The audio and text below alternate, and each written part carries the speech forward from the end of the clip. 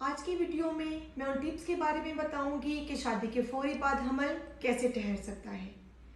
पूरे महीने में कौन से 6 से 8 दिन अहम है जिनमें हमल होने के चांसेस मैक्सिमम है।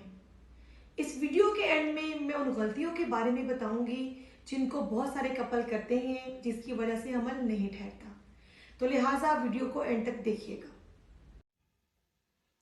अस्सलाम वालेकुम, मैं हूं doctor Saba Mumtaz, consultant gynaecologist and fertility specialist.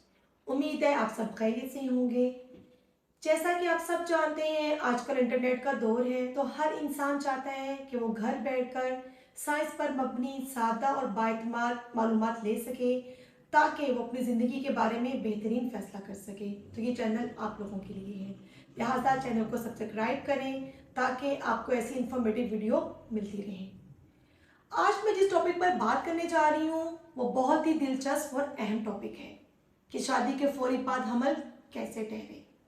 जैसा कि आप जानते हैं कि आजकल शादियों का सीज़न है, रमज़ान से पहले शादियां हो रही हैं, रमज़ान के बाद शादियों का सीज़न है। तो हमारे माशरे में एक कॉमन इशू है, जैसे ही किसी कपल की नई शादी होती है कुछ अरसे बाद ये सवाल उठाता है, ससुराल की तरफ से भी मेकी की तरफ से भी, कि दिन ऊपर हुए कि नहीं हुए, एनी गुड न्यूज़, हमल ठहरा कि नहीं ठहरा। कुछ कपल खुद भी ख्वाहिश रखते हैं कि शादी के फौरी बाद हमल हो जाए। तो मैं आज आपको उन टिप्स के बारे में बताने वाली हूँ। अगर आप इन टिप्स को फॉलो करेंगे तो ये देखा जा सकता है कि शादी के फौरी बाद हमल कैसे ठहरे। सबसे पहले फोलिक एसिड। फोलिक एसिड की गोली खाना बहुत ही ज़रूरी है। आइडली तो फोलिक एसिड की टैबलेट शादी से पहले खानी शुरू कर देनी चाहिए। अगर पहले शुरू नहीं की गई तो फीमेल को चाहिए शादी के फौरी बाद फोलिक एसिड की टैबलेट ज़रूर लें। फोलिक एसिड की टैबलेट बच्चे की दिमागी नशोनुमा के लिए बहुत अहम है। ये बात बहुत इंपॉर्टेंट है कि आपने फोलिक एसिड की टैबलेट ज़रूर लेनी है। सेकेंडली, अगर किसी औरत को शुगर या ब्लड प्रेशर का मसला है या किसी भी बीमारी में मुब्तला है तो उसे चाहिए अपनी बीमारी का मुकम्मल तौर पर इलाज ले ताकि वो सेहतमंद हो और सेहतमंद हमल ठहरे। जैसा कि मैंने आपको पहले बताया है कि पूरे महीने में सिर्फ 6 से 8 दिन अहम होते हैं। अगर उन दिनों में मियाँ बीवी का मिलाप हो तो हमल होने के चांसेस मैक्सिमम हैं। अब मैं आपको बताती हूँ वो 6 से 8 दिन कौन से हैं। इनको मेडिकल ज़बान में फर्टाइल पीरियड्स कहते हैं। इन दिनों में औरत का अंडा खारिज होता है जिसको ओवुलेशन कहते हैं। अंडा खारिज होने के बाद फीमेल में 48 घंटे जिंदा रहता है। इसी तरह से मेल के जरासीम जब फीमेल बॉडी में जाते हैं वो 3 से 5 दिन तक जिंदा रहते हैं।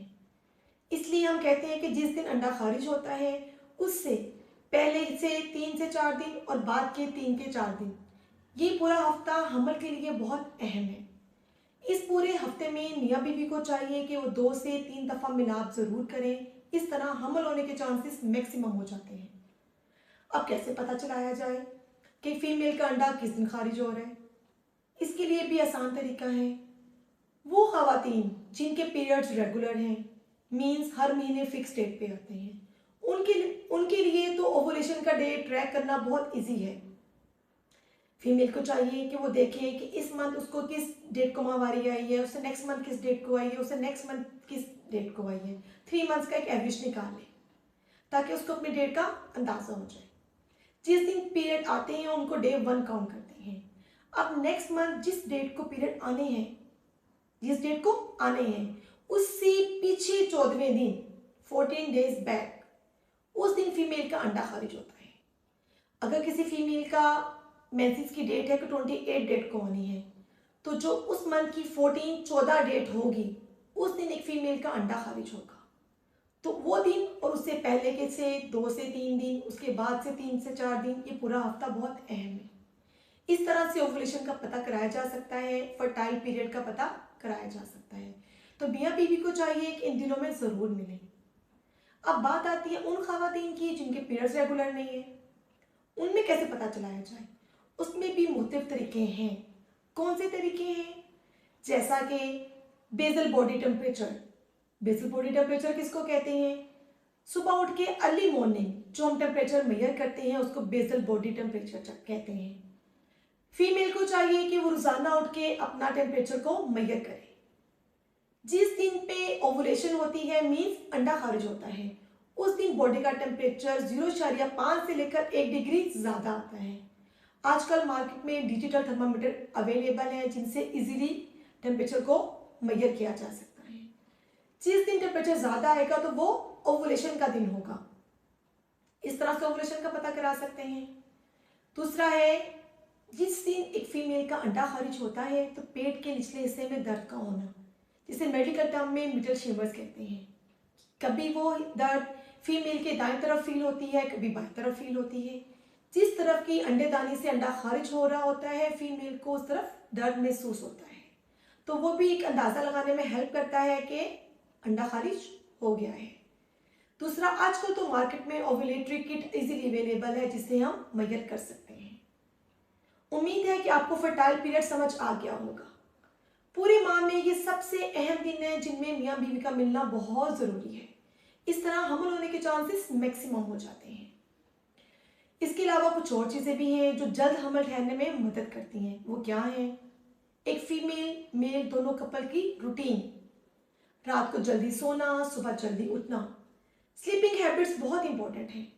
रात को जल्दी सोने और सुबह जल्दी उठने, 8 घंटे की अच्छी नींद लेने से एक फीमेल की बॉडी में ऐसे हार्मोन्स खारिज होते हैं जो कि जल्द हमल करने में हेल्प करते हैं। तो लिहाजा फीमेल को चाहिए कि वो रात को जल्दी सोने और सुबह जल्दी उठने की हैबिट को अपनाएं। इसी तरह से डाइट, खुराक हमारी ज़िंदगी में बड़ा अहम रोल अदा करती है। हमल ना होने या होने में डाइट का बड़ा रोल है। जो कपल चाहते हैं कि जल्दी हमल हो, उस कपल को चाहिए कि वो हेल्दी डाइट लें। हेल्दी डाइट से क्या मुराद है? ताज़ा फल, सब्जियां, दूध, दही, अंडा, इसका इस्तेमाल ज़्यादा करें। पानी का इस्तेमाल ज़्यादा करें, ख़ास तौर पर हरे पत्तों वाली सब्जियां। दालें, इनमें प्रोटीन होती है तो ये बहुत ज़्यादा हेल्प करती है। ये बहुत ज़रूरी है फीमेल के लिए कि वो एक हेल्दी डाइट लें। इसी तरह से वज़न, एक फीमेल मेल दोनों कपल का मतवाज़न वज़न होना बहुत ज़रूरी है।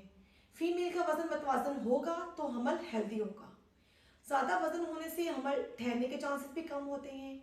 अगर हमल ठहर जाए तो मोटापे की वजह से बहुत सारी कॉम्प्लिकेशंस हो सकती हैं। ब्लड प्रेशर बढ़ सकता है, शुगर हो सकती है, बच्चे पे असर पड़ सकता है। इसलिए अपने वज़न को मेंटेन रखें, रेगुलर हेल्दी एक्सरसाइज करें। उम्मीद है आपको मेरी बातें समझ आ गई होंगी कि वो कौन सी हैबिट्स हैं, वो कौन सी चीज़ें हैं जिनको फॉलो किया जा सकता है ताकि शादी के बाद फौरी हमल ठहर जाए। बाद में मैंने आपको बताया था कि कुछ गलतियों के बारे में जो कि अगर कपल उनको करते हैं तो जल्दी हमल नहीं ठहरता। वो कौन सी गलतियां हैं? सबसे पहले कि फर्टाइल पीरियड की अवेयरनेस ना होना। अगर कपल को फर्टाइल पीरियड का ही अंदाज़ा नहीं है तो कम हमल कैसे होगा? अगर वो आगे पीछे मियाँ बीवी का मिलाप हो लेकिन फर्टाइल पीरियड में ना हो तो हमल होने के चांसेस बहुत कम रह जाते हैं।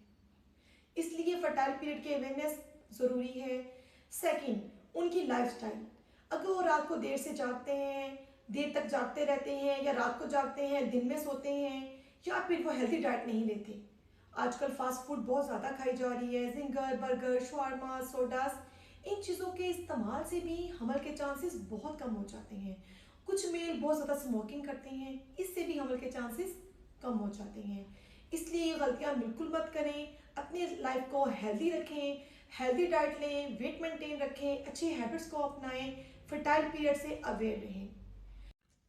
उम्मीद है कि आपको मेरी बातें समझ आ गई होंगी। अगर आप इन टिप्स को फॉलो करेंगे तो बहुत ज़्यादा चांसेस हैं कि शादी के फौरी बाद हमल ठहर जाए। फिर भी आपके माइंड में कोई सवाल है तो मुझे कमेंट में बताइएगा, मैं इसका आंसर दूंगी। मज़ीद मालूमात के लिए मेरे चैनल से जुड़े रहिए। मेरे चैनल को सब्सक्राइब करें, लाइक करें, शेयर करें। Thank you.